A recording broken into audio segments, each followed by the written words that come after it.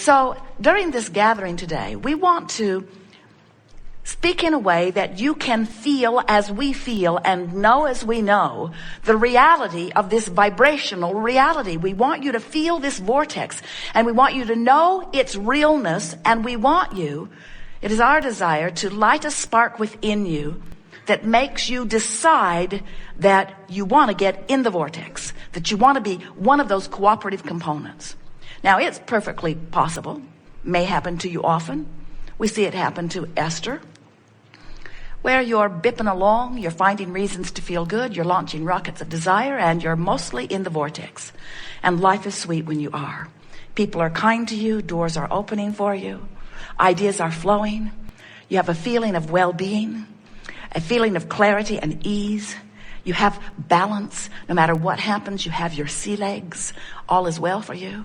And then something will happen that causes an reactivation of an old, maybe dormant vibration within you. Something happens and you view it, which causes you to offer a vibration that isn't consistent with the vortex.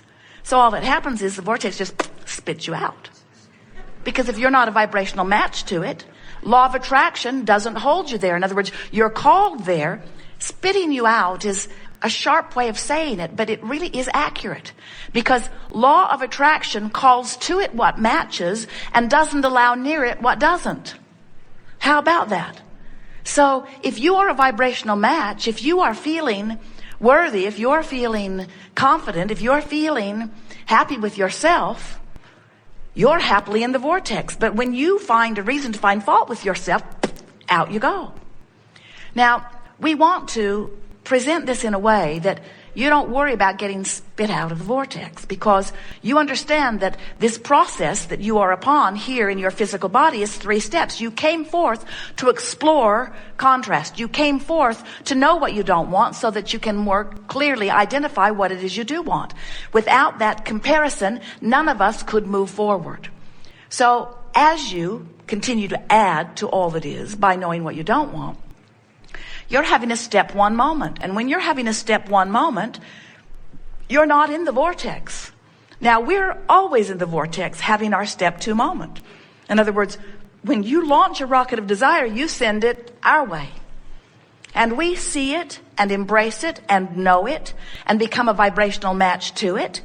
We focus upon it, and law of attraction responds to it, which means what you want is in the process of becoming, but it means something ever so much more important. It means you expanded to be more.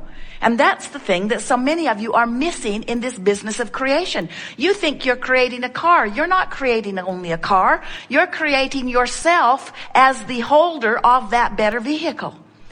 It is you who is expanding. Life gave you the idea of expanse. And even though your ideas are about things you want or relationships you want, you are the expanded part of this. Can you hear this? So life keeps causing you to become more. And when you become more, the you that became more is always in the vortex. Step 2. Step 3 is you in your human physical form must find a way to get in there too. That's what the art of allowing is. Getting in the vortex, becoming a vibrational match to who you have become. Another way of saying it is, life caused you to expand. The larger part of you did. What's the rest of you doing? Hanging on for dear life.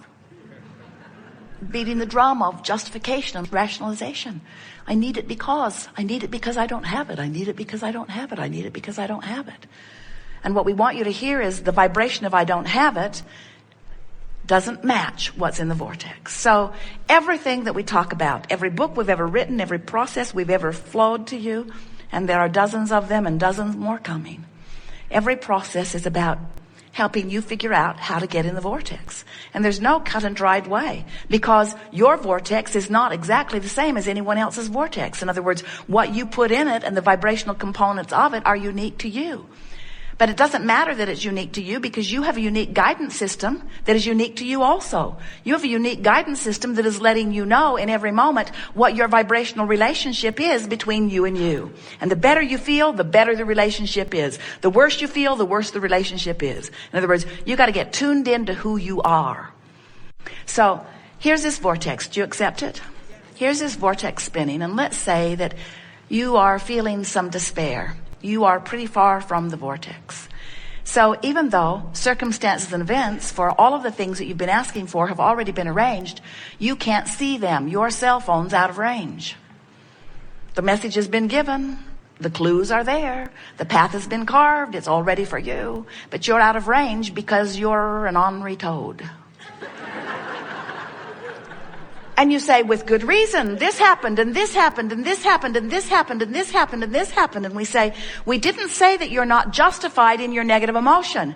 But we will never say that your negative emotion, no matter what its reason, is justified. In other words, you're justified in the sense that you didn't make it up. But from our point of view, there is no excuse in the world that is big enough to keep you outside of this vortex where everything that you want is. It must just be a misunderstanding. We do not think that you would deliberately hold yourself away from who you are, from all you are, and from all you want. You must just be doing it because you don't know any better. Or because you've got habits of thought that are a little hard to break. So this gathering is about figuring out how to change those thoughts, and therefore change that vibration, and therefore change that relationship, and therefore change that emotion, and therefore change the way things are manifesting in your experience. Now, we've been a little heavy here because you are powerful in your desire. And you're doing extremely well. Look how well things are going. But in order for things to go even better, you've got to make peace with how things are already going. Seems like a backwards approach. When we say to someone who doesn't have something they want, well, you just have to make peace with it. They worry. They say, if I make peace with it, won't the universe say, oh, she's happy with that. Don't bother going to work for her. We say, it doesn't work like that at all. When you make peace with it, you stop resistance. When you let go of the struggle, you soften resistance. Anything that makes you feel better allows you to be swept into the vortex more easily. Well, now you know everything we know that matters. There is nothing more that we could tell you that is of importance. Now you just have to practice getting in the vortex. Esther has been in and out of the vortex, more in than out, almost all of her life.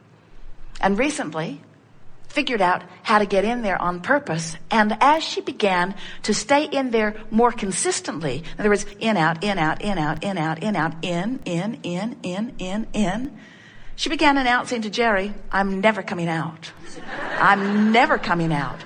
Because just the elation of life, the way she felt, the clarity of her mind, her response to the world, the way the world looked, the way the world was responding to her.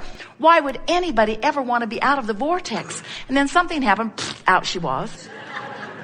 She really irritated about being out. But then she remembered how easy it was to get back in. She developed this sort of regimen where she would lay in her bed every night before she would go to sleep and make lists in her mind of things that she appreciated. And in the morning when she would awaken, she would lie there and find those things again.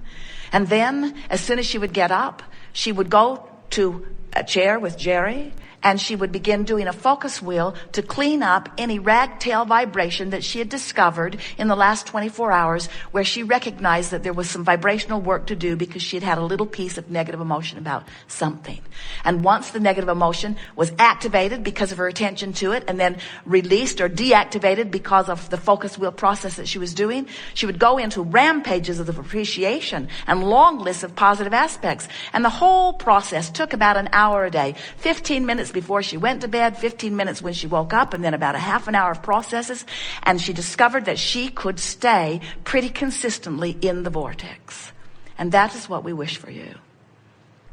Now, if you're not in the vortex and you've got some negative emotion, which is your indicator of resistance, and you don't know it, don't worry, it will get bigger. And if you still don't notice it, don't worry, it will get bigger. Because everything that you are living at all times, every manifestation that surrounds you is an in the moment indication of the vibrational relationship between you and you. We're not kidding you. There is nothing that happens to you that is because of something else. The traffic you're in is because of this relationship. The way the waiter treats you is because of this vibrational relationship. The way the economy treats you is because of this relationship. Everything that you are living is an indicator of your vibration. Don't you love that? Don't you love knowing that if your body has some symptom or some diagnosis has been assigned, all it is an indicator of your vibrational relationship between who you've become and who you're letting yourself be. That's all that it is. So it would not matter what the diagnosis is that has been given to you. It's only an indicator of a vibration that you can change.